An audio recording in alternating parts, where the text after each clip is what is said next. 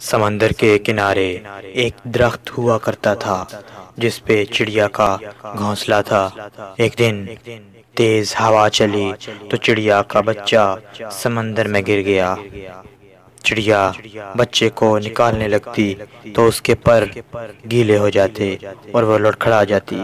اس نے سمندر سے کہا اپنی لہر سے میرا بچہ باہر پھینک دے، مگر سمندر نہ مانا۔ چڑیا بولی دیکھ میں تیرا سارا پانی پی جاؤں گی، تجھے ریگستان بنا دوں گی۔ سمندر اپنے غرور میں گر جا کہ اے چڑیا میں چاہوں تو ساری دنیا کو غرق کر دوں تو میرا کیا بگاڑ سکتی ہے؟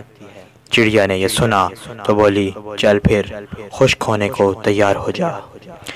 اسی کے ساتھ اس نے ایک گھونٹ بھرا اور اڑ کے درخت پہ بیٹھی، پھر آئی، گھونٹ بھرا، پھر درخت پہ بیٹھی۔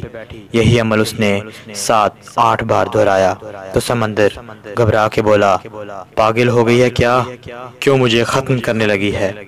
مگر چڑیا اپنے دھن میں یہ عمل دہراتی رہی۔ ابھی صرف 22-25 بار ہی ہوا کہ سمندر نے ایک زور کی لہر ماری اور چڑیا کے بچے کو باہر پھینک دیا۔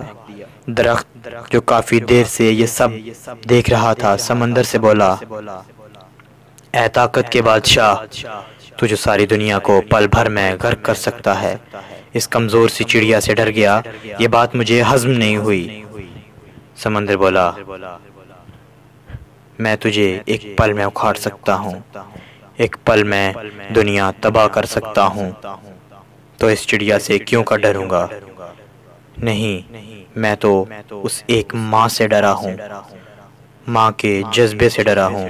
ایک ماں کے سامنے تو عرش ہل جاتا ہے، تو میری کیا مجال؟